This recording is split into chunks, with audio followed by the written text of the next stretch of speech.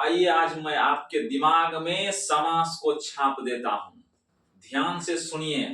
बात बात में तुकबंदी के तौर पर आपके दिमाग में बात छप जाएगी। समास एकदम कभी आप भूलेंगे नहीं। मेरी नजरों से नजरें मिला लीजिए, मेरी नजरों से नजरें मिला लीजिए। वक्त है ये इम्तिहान का, वक्त है ये इम्तिहान का। शमास दिल में बसा लीजिए, शमास दिल में बसा लीजिए।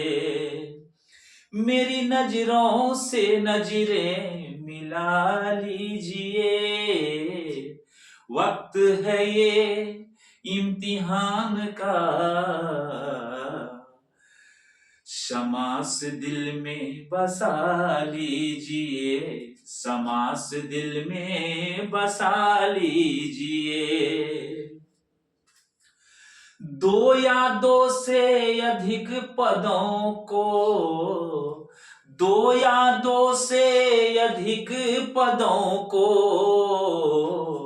विभक्ति हटा के, विभक्ति हटा के मिलाना है। ऐसे ही मेल को, ऐसे ही मेल को समास कह दीजिए। मेरी नजरों से नजरें मिला लीजिए। वक्त है ये इम्तिहान का, वक्त है ये इम्तिहान का। शमास दिल में बसा लीजिए, शमास दिल में बसा लीजिए। शमास से बनते हैं शब्द नया जो, समास से बनते हैं शब्द नया जो। उसे ही समासिक शब्द जान लीजिए, उसे ही समासिक शब्द जान लीजिए। हो उसे ही समस्त पद भी जान लीजिए, उसे ही समस्त पद मान लीजिए, उसे ही समस्त पद मान लीजिए। मेरी नजरों से नजरें मिला लीजिए। वक्त है ये इम्तिहान का, शमास दिल में बसा लीजिए। विभक्ति मिलाकर, विभक्ति मिलाकर समासिक पदों को अलग करना है। विभक्ति मिलाकर, विभक्ति मिलाकर समासिक शब्दों को अलग करना है। ऐसे ही करने को, ऐसे ही करने को विग्रह समझ लीजिए, ऐसे ही करने को विग्रह समझ लीजिए। मेरी नजरों से, मेरी नजरों से नजरें मिला लीजिए। वक्त है ये इम्तिहान का, शमास दिल में बसा लीजिए, समास दिल में बसा लीजिए, समास दिल में बसा लीजिए। तत्पुरुष में, तत्पुरुष में पुरुष अंतिम पद है प्रधान, पुरुष अंतिम पद है प्रधान। ऐसे ही प्रधान हो, ऐसे ही प्रधान हो अंतिम पद। तत्पुरुष समझ लीजिए, ऐसे ही प्रधान हो अंतिम पद, तत्पुरुष समझ लीजिए। मेरी नजरों से नजरें मिला लीजिए, वक्त है ये इम्तिहान का, समास दिल में बसा लीजिए। वक्त है ये इम्तिहान का, शमास दिल में बसा लीजिए। हो शमास दिल में बसा लीजिए। कर्मधारय में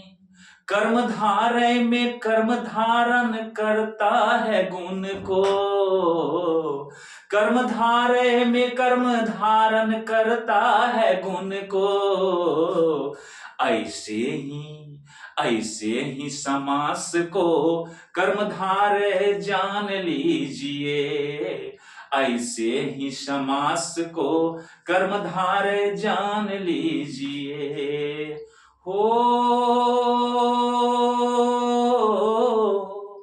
वस्तु हो या व्यक्ति, वस्तु हो या व्यक्ति, धारण करता है गुण को। वस्तु हो या व्यक्ति, धारण करता है गुण को। ऐसे भी समास को कर्मधारय मान लीजिए। ऐसे ही समास को कर्मधारय मान लीजिए। कर्मधारय में कर्म धारण करता है गुण को। ऐसे ही समास को, ऐसे ही समास को कर्मधारय जान लीजिए। कर्मधारय में कर्म धारण करता है गुण को। कर्मधारय में कर्म धारण करता है गुण को। हो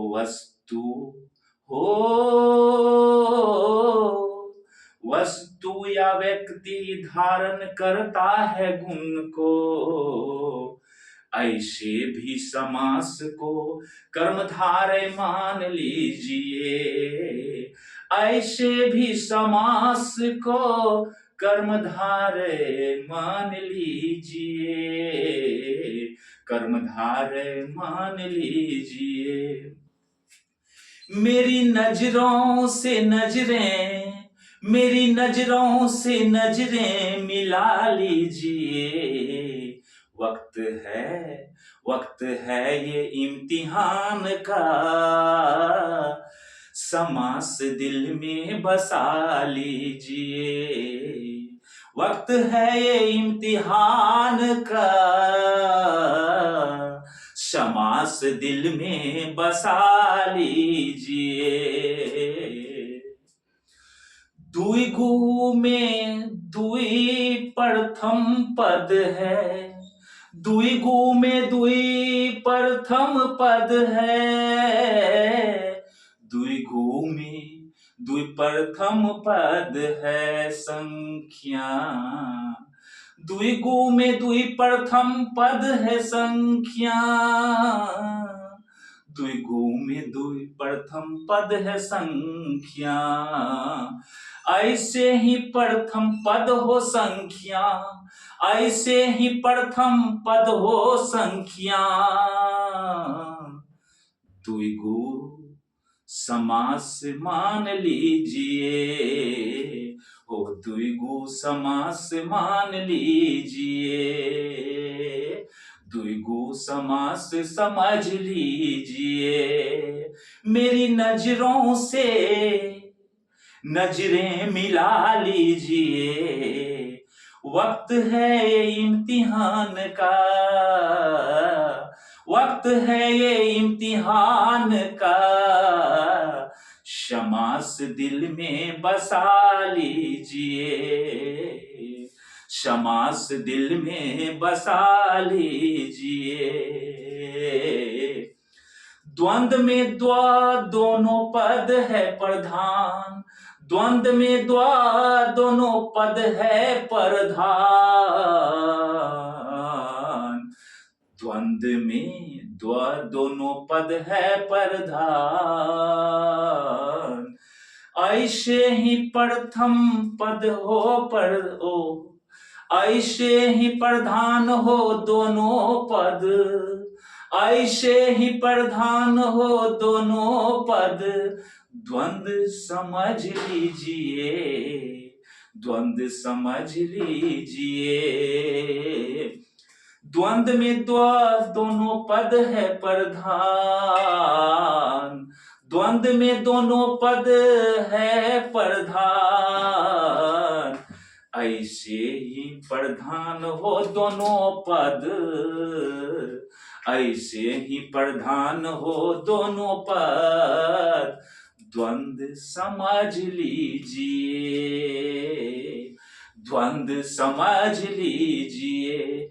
ऐसे ही प्रधान हो दोनों पद, द्वंद समझ लीजिए। मेरी नजरों से अपनी नजरें मिला लीजिए। वक्त है ये इम्तिहान का, समास दिल में बसा लीजिए। वक्त है ये इम्तिहान का, समास दिल में बसा लीजिए। बहुब्रीहि में कोई भी पद नहीं है प्रधान हो, बहुब्रीहि में कोई भी पद नहीं है प्रधान हो। ऐसे ही प्रधान न हो कोई पद, ऐसे ही प्रधान न हो कोई पद। बहुब्रीहि समझ लीजिए, बहुब्रीहि समझ लीजिए। बहुब्रीहि में कोई भी पद नहीं है प्रधान, बहुब्रीहि में कोई भी पद नहीं है प्रधान। समान अर्थ को छोड़ के, समान अर्थ को छोड़ के खास अर्थ को धारण करता है। समान अर्थ को छोड़ के खास अर्थ को धारण करता है, खास अर्थ को धारण करता है। ऐसे ही समास को, ऐसे ही समास को बहुब्रीहि मान लीजिए। ऐसे ही समास को बहुब्रीहि मान लीजिए। मेरी नजरों से नजरें मिला लीजिए। वक्त है ये इम्तिहान का, शमास दिल में बसा लीजिए। वक्त है ये इम्तिहान का, शमास दिल में बसा लीजिए। अब यही भाव में, अब यह प्रथम पद बदलता नहीं। अब यह भाव में, अब यह प्रथम पद बदलता नहीं। ऐसे ही समास को, ऐसे ही समास को अव्यय भाव समझ लीजिए। ऐसे ही समास को अव्यय भाव समझ लीजिए। मेरी नजरों से नजरें मिला लीजिए। वक्त है ये इम्तिहान का, वक्त है ये इम्तिहान का, समास दिल में बसा लीजिए, समास दिल में बसा लीजिए। नए समास में ना का भाव है आता, नए समास में ना का भाव है आता। ऐसे ही समास को नए समझ लीजिए, ऐसे ही समास को नए समझ लीजिए। नए समास में, नए समास में नौ का भाव है आता। ऐसे ही समास को, ऐसे ही समास को नए समझ लीजिए। मेरी नजरों से हो, मेरी नजरों से, मेरी नजरों से नजरें मिला लीजिए, मेरी नजरों से नजरें मिला लीजिए। वक्त है ये इम्तिहान का, वक्त है ये इम्तिहान का, शमास दिल में बसा लीजिए। मेरी नजरों से, मेरी नजरों से, मेरी नजरों से नजरें मिला लीजिए। वक्त है ये इम्तिहान का, शमास दिल में बसा लीजिए, शमास दिल में बसा लीजिए। दोस्तों चलिए, ये तो आपको सॉन्ग के रूप में मैंने गा के पूरी तरह से पूरे समास को समाप्त कर दिया। अब चलता हूं मैं इस तरह से परिभाषा को लेते हुए, मैंने गाने के साथ भी परिभाषा भी कह दिया, परंतु अब जो है विशेष रूप से मैं अलग से इसके बारे में बता देता हूं, जो पूरे जो है गद्य रूप में है, वो तो पद रूप में मैंने गा दिया। अब देखिए ध्यान से, अगर आप बढ़िया से देख लेंगे तो निश्चित है आपको परीक्षा में इससे संबंधित कोई भी क्वेश्चन नहीं छूटेगा। इसके पहले भी मैंने समास के बारे में डिटेल बताया, परंतु इस बार मेरा मन हुआ कि इसको पद के रूप में मैं समेट लेता हूं, एक जो है गीत के रूप में इसको क्लियर कर देता हूं। इसलिए मैं इसको थोड़ा अपने ढंग से पदबंध किया और आप लोगों को सॉन्ग के रूप में इसको स्पष्ट किया। इस पर ध्यान दीजिए। अब चलिए यहाँ देखिए, जो बात को मैंने गाया वही बात देखिए लिखा हुआ है, ध्यान से देखिए, कहीं कोई दिक्कत नहीं है। यहाँ पर देखिए क्या लिखा हुआ है, जब दो या दो से अधिक पद अपने बीच की विभक्ति को छोड़कर आपस में मिल जाते हैं तो इसी मेल को समास कहा जाता है। इसी को मैंने क्या कहा था, जब दो या दो से अधिक पद विभक्ति को छोड़कर, जब दो या दो से अधिक पद विभक्ति को छोड़कर मिल जाते हैं, ऐसे ही मेल को, ऐसे ही मेल को समास कहते हैं। इसी तरह से मैंने गाया था, फिर थोड़ा सा बदल भी दिया था बात को। देखिए, जब दो या दो से अधिक पद अपने बीच की विभक्ति को छोड़कर, अर्थात बीच में जो विभक्ति होता है, का होता है, के लिए होता है, ने होता है, ये सब जो कुछ भी होता है, ने तो नहीं होता है, खास करके ज्यादा जो है आपको का, की, के, से, में, पर, ये सब ज्यादा आता है। अब देखिए यहां पर क्या लिखा है, जब दो या दो से अधिक पद अपने बीच की विभक्ति को छोड़कर आपस में मिल जाते हैं तो इसी मेल को समास कहा जाता है। और आगे यहां देखिए, तो मिले हुए शब्द को, जो दो शब्द मिलता है तो दोनों शब्द मिल करके जो एक नया शब्द बनता है उसको हम लोग समासिक पद कहते हैं। उसको हम लोग क्या बोलते हैं, समासिक पद बोलते हैं, या समस्त पद कहा जाता है। बात एक ही है। समासिक शब्दों को अलग अलग करना क्या कहलाता है, समास का विग्रह कहलाता है। विग्रह मतलब होता है तोड़ना, अलग करना। अरे दो या दो से अधिक पद को या कहिए शब्द को क्या कहते हैं, विभक्ति को छोड़ करके जब मिला दिए तो उसको कहेंगे समास, उस मेल को समास कहेंगे।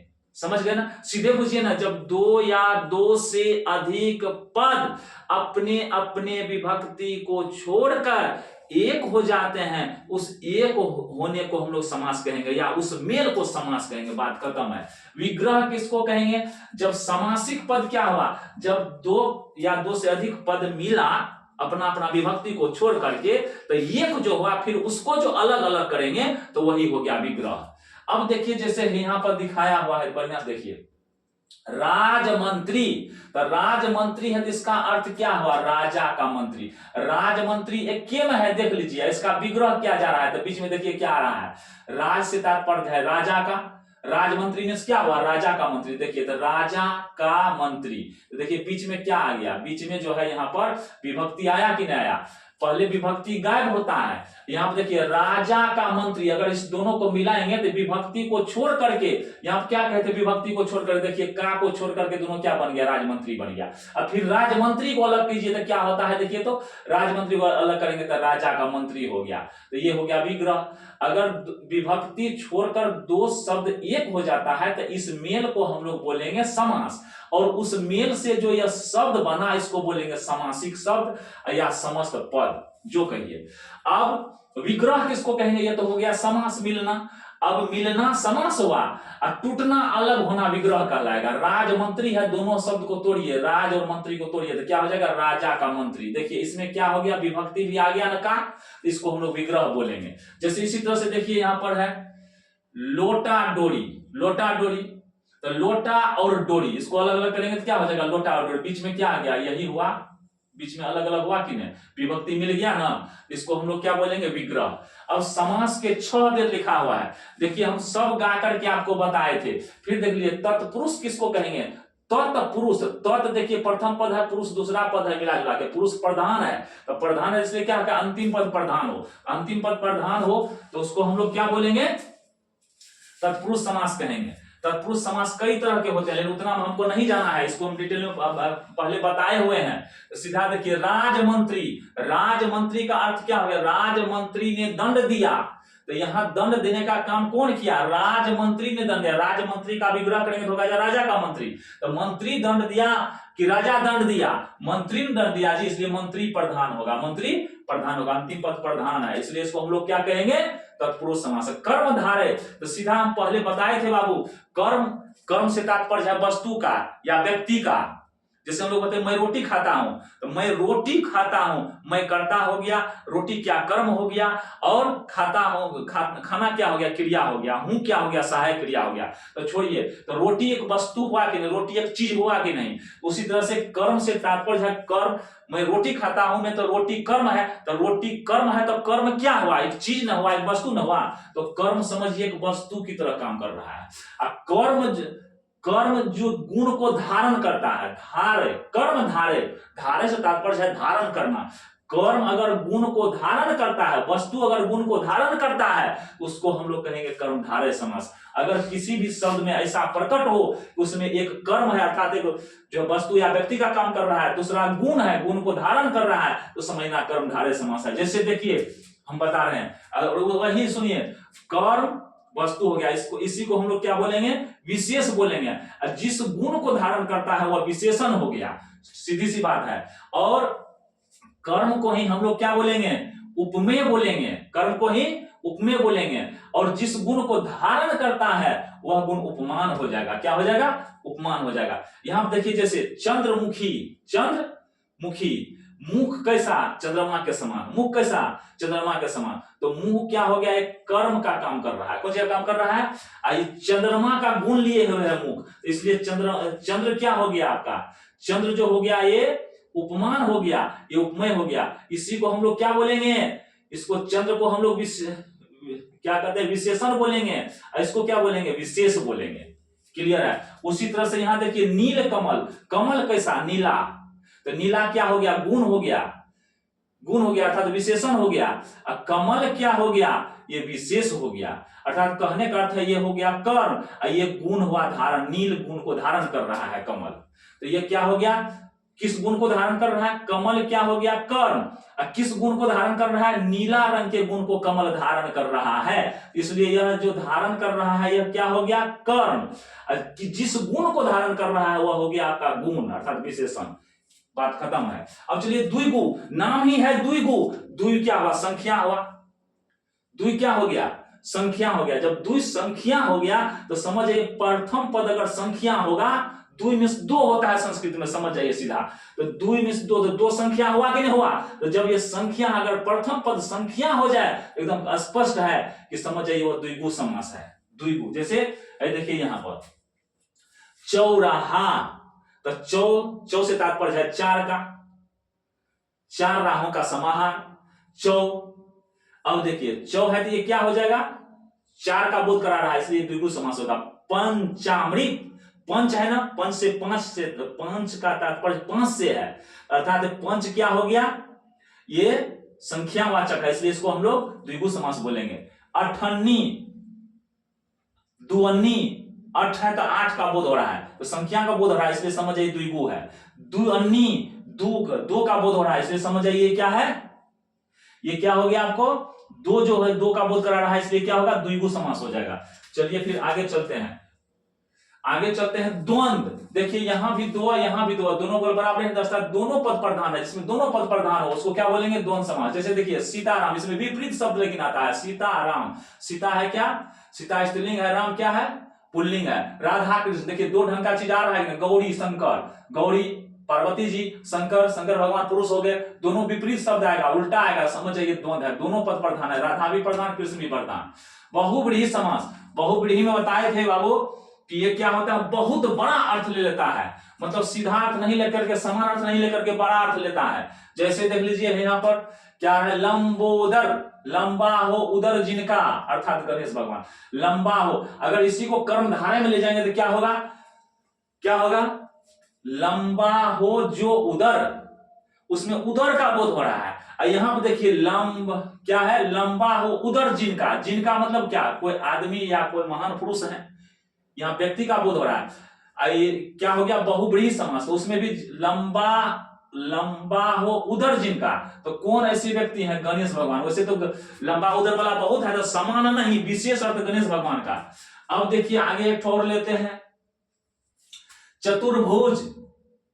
चतुर्भुज में क्या हो गया? चार भुजाएं हैं जिनकी, अर्थात जिनको चार भुजा है वही व्यक्ति, वही ईश्वर, वही देवता। कौन हुए? विष्णु भगवान। क्लियर है? अगर इसी को कर्मधारय में ले जाएंगे तो तब क्या हो जाएगा? यह चतुर्भुज, चार अर्थात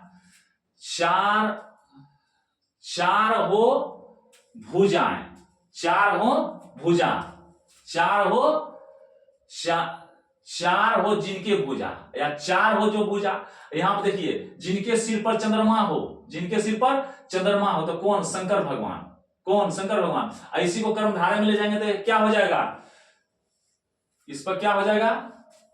सिर पर हो चंद्रमा, सिर पर हो चंद्रमा, सिर पर हो चंद्रमा, तो यहां पर क्या हो जाएगा? ये कर्मधारय में आ जाएगा। तब उसी तरह से हम लोग चलते हैं, जैसे मान लीजिए लिखा हुआ है, मान लीजिए क्या कहते हैं? लंबोदर है या नीलकंठ है, नील है जो कंठ, नील है जो कंठ, तो यही सी में हम लोग चलेंगे तो नीलकंठ, नीला हो कंठ जिनका, अर्थात किनका कंठ नीला है?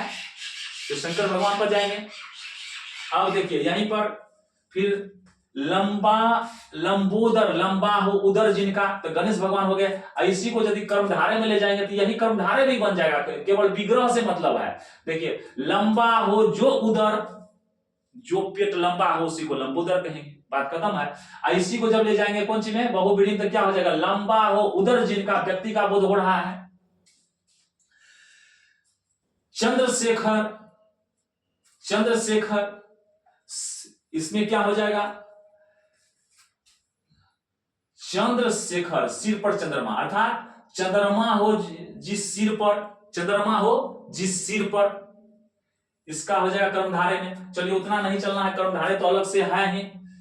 आगे देखिए, अव्ययी भाव समास जिसका प्रथम पद अव्ययी हो, प्रथम पद अव्ययी हो उसको क्या बोलेंगे? अव्ययी भाव। जैसे अव्यय किसको कहते हैं? जिसका जो है स्त्रीलिंग पुल्लिंग एक वचन द्विवचन नहीं बनता है, सेमे रहता है, उसको हम लोग अव्यय अव्यय शब्द बोलते हैं। देखिए प्रति का प्रत्यो नहीं होता है, प्रतिपल है इसका, जो कभी भी प्रतिदिन का हम लोग विग्रह करेंगे तो हो जाएगा दीन दीन दीन, मतलब घर घर, मतलब हर एक घर में, दिन दिन मतलब सब दिन, प्रतिदिन। अब देखिए इसमें भी हाइफन है और यहाँ भी हाइफन है, तो दोनों हाइफन में अंतर है। यहाँ पर सेम वर्ड है और यहाँ पर सेम वर्ड नहीं। अगर सेम वर्ड हो हाइफन हो समझना है, अब यही भाव समास ही है। अब देखिए इसके अलावे भी समास है नई समास, उसको क्या बोलते हैं हम लोग? नई समास। नई समास में ध्यान दीजिए नो का बोध होता है, नहीं का भाव होता है। क्या भाव होता है? नहीं का भाव होता है। जैसे निषेध या अभाव आदि अर्थ में जब प्रथम पद प्रथम पद क्या मिलेगा? अ मिलेगा, अन मिलेगा, नो मिलेगा, ना मिलेगा, तो ये सब जो है निगेटिव अर्थ रखने वाला है, नहीं वाला शब्द है। अ से क्या होता है? अभाव, भाव नहीं। उसी तरह से अन है, नो है, ना है, ये सब आ जाए तो समझना चाहिए वो नई समास है। ओ आ जाए, चाहे अन आ जाए, चाहे नो आ जाए, चाहे ना आ जाए। जैसे देखिए अभाव, भाव नहीं, अनंत, अंत नहीं, अन्याय, न्याय नहीं। अब देखिए भय, अभय, भय नहीं, अनजान, जान नहीं, मतलब जान पहचान नहीं, ना समझ, समझ नहीं। ये सब वर्ड अगर आ जाए तो समझना चाहिए वो क्या है? नई समास है। ये सब का ज्यादा बात नहीं है, समझ गए?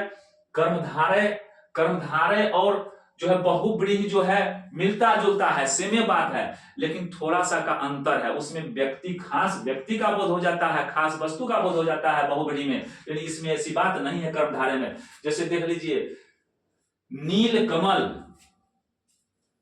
अर्थात नीला हो जो कमल,